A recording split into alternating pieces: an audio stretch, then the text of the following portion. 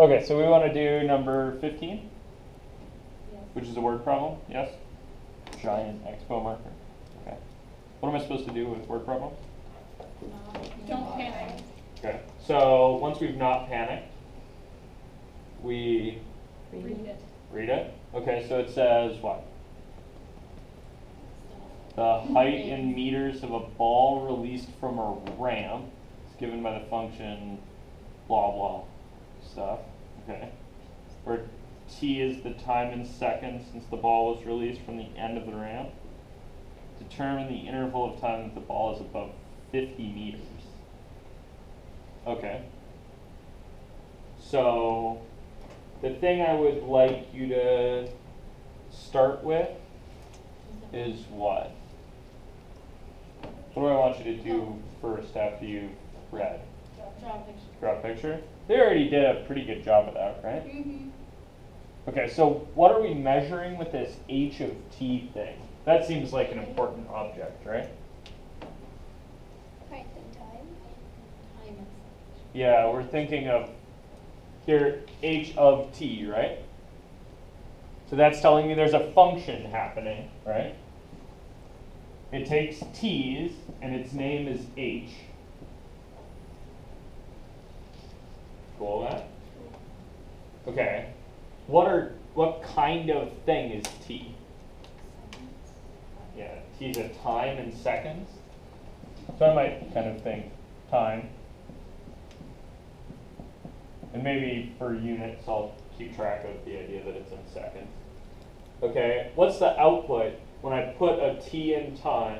Like a t is a time, right, in seconds. When I feed that into h, what do I get out?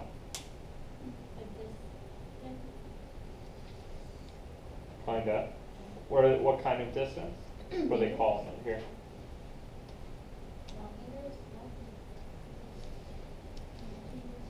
Why'd they name their rule h? height. The Yeah. height in meters. Yeah, I'm getting a height in meters, right? So this is an h, which is a height, and the units in that are meters. See that? Really, maybe I should phrase this as this is an h of t, right? To remind myself that it's a function of the time. Cool? So I put a time in, right? And then I get out an h of t. You guys cool with that? Because Oh, I was just saying that's the blue, like where the bulb is, that's, this thing here. Those are points on the graph. Yeah, that thing's a parabola, right? yeah, Mhm. that's the function. Yeah, that's really pretty analogous to this h thing. You guys see that? It is a little confusing because this dimension on this picture is a linear dimension, right? And this function is a function of time. So this parabola isn't quite the same as that one, maybe. You guys see that? It's close, but it's not quite the same thing. Okay, so I've got my idea that I've got t that's turned into a height by my rule h. Now, what were they asking me?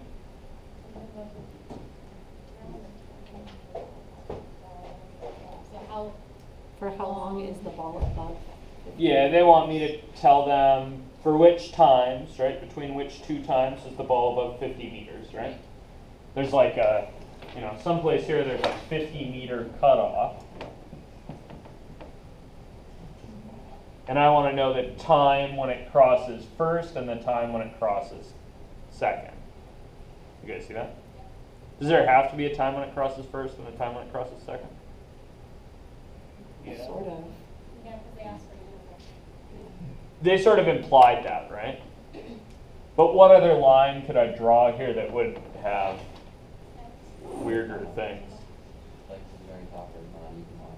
Yeah, I could move that line up here, right? Maybe it's never above 50 meters because it just doesn't get there. Or maybe right here where it hits just once, right? That's our classic. We have two real solutions, one real solution, or no real solutions, right? So what equation am I solving to get those solutions? Should I be looking for? What's 50? Is it a time or a height? It's a height, right? So I've got this rule that's minus 4.9 t squared plus 29.4 t plus 34.3, right? This is my rule h of t. Yeah. Now, do I plug 50 in for this side or for the t? Yeah, it's got to go in for h because it's a height, right? It's not a time in seconds. So I'm really looking to solve 50 is minus 4.9 t squared plus 29.4 t plus 34.3. You guys see that? Yeah? And then this is going to give me two answers, right? Hopefully. Or one, or none. But those will be the left and right end of my time interval. Where did the R squared go? Where's R squared and then we get T squared? Is it because we just changed the? That's a Where's T. an R? It's just a T. This thing? That's a T. Oh, That's okay, just a it's T. this angle. Okay, I thought Yep. we switched. Nope. Just these. So use Cool. So how do I solve this? Negative 50 and subtract that from 34.3. Okay, so we should subtract 50 to the other side? Yeah, Seems reasonable. So what do you get on the left? 0. 0. And on the right, you've got some of this stuff still, right? Yeah. 4t The t squareds and the t's don't change. minus Something 26.7. Yeah. Right. Wait, what? Yes? No. No, I'm crazy. What was it?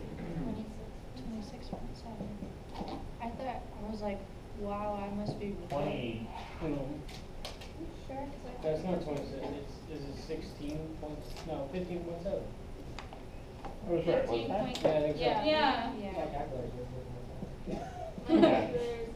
Okay. It's wrong. Thought I was right. My arithmetic skills aren't good. I was thinking of 60. Okay, so here we are. Making a We challenge. finally straightened the units, or we finally straightened out the number at the end. Now what do I do with this? Plug it in the quadratic. Yep. Okay, you could cram this in the quadratic formula. Then we You guess there's an easier way. We just did the long way. no, you might get away with dividing by 4.9. That's gross, Joe.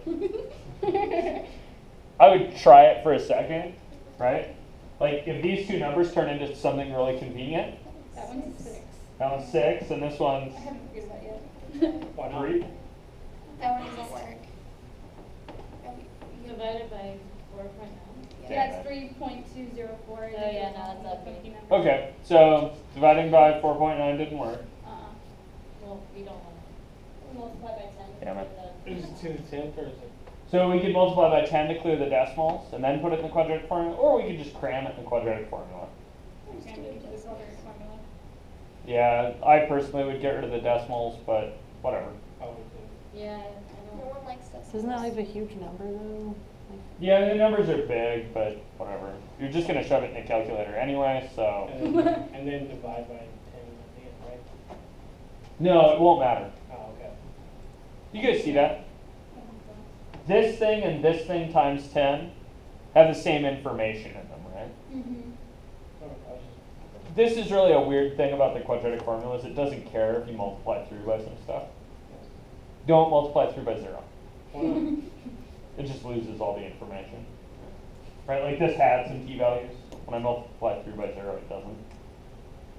Alright, so we should cram this quadratic formula? Are we multiply by 10 or? We want to multiply by 10 first. Let's do 10 because we'll do that. Okay, fine.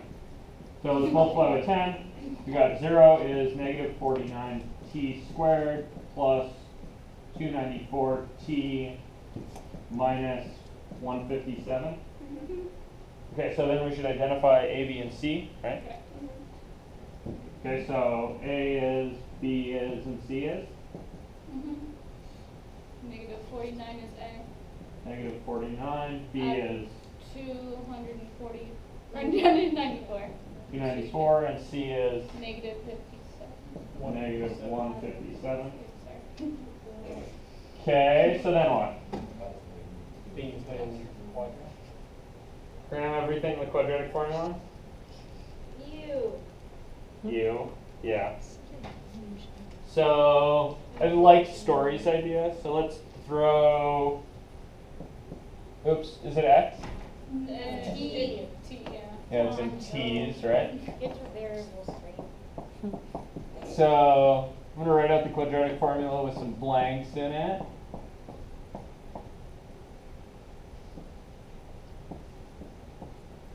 Okay, and then what do you put in? To be negative 294. Okay, so we want to feed the b's in, so there's a b there. Where else is there a b? The squared part. In the squared part. Oh, that's going to be annoying. Okay. And where else? That's what else do I it. need? You need the A, A is negative 49, negative 49. Where else does A go? right next to it. Down here. Okay, and up here, Let's see. Negative 154. negative 157. Wait. Wait. Okay, there's 3 negatives here, so I'm going to be subtracting, right? Right. And now, That one might be that way. spend a second and wonder, right? I could save myself a little bit of time if that number was negative, because then I'd know there were no real solutions, right? Okay, so you might spend a second and figure out that number, or you can keep writing. So I've got negative 294 plus or minus the square root. What's 294 squared? 86. Lots. 86,436. Okay, and I'm subtracting, and what's this jazz? Negative 3077. Oh, drat. All over negative 98. 30,000 is less than 80,000, so that's going to be positive, so I have to keep going. Right?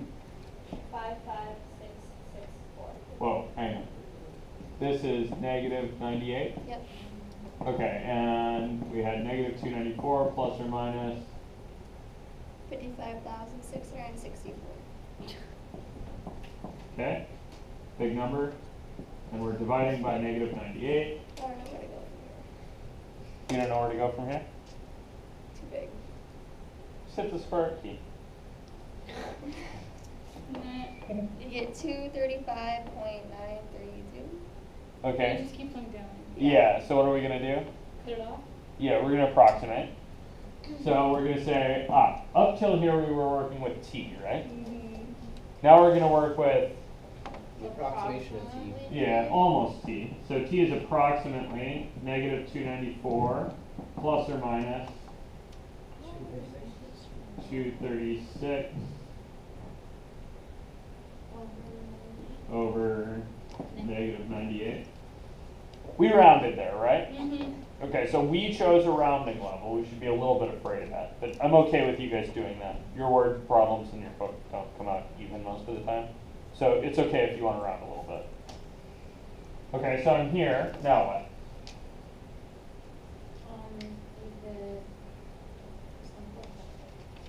Yeah, I can keep going, right? There's 2 answers here, right?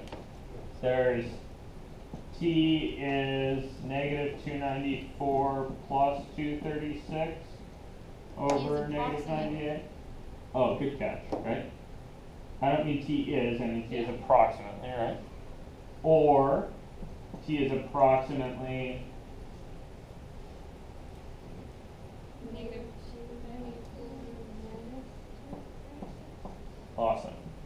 So t is approximately negative 294 minus 236 over negative 98. Okay. Now what? Anybody need a calculator? Okay. So we need this number divided by 98 and this number divided by 98, right? I mean, negative 50. This one? Yeah. Okay, so here I've got t is approximately negative 53 divided by negative 98. 58. Yeah. 58. Or t is approximately 530. 530. negative Negative 530 divided by negative 98. That one's approximately 5.4. This guy? Yeah. Okay, so this one, t is approximately 5.4.